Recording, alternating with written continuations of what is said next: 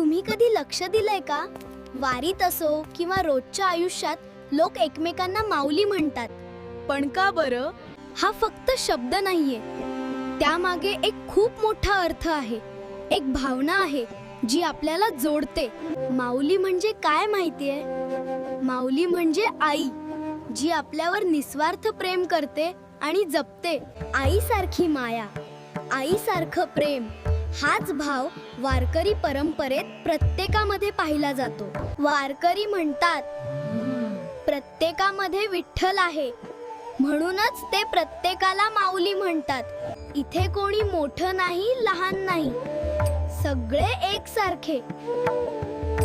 जेव्हा आपण कुणाला माऊली म्हणतो तेव्हा आपण त्याच्यात देव पाहतो आणि प्रेमाने वागतो.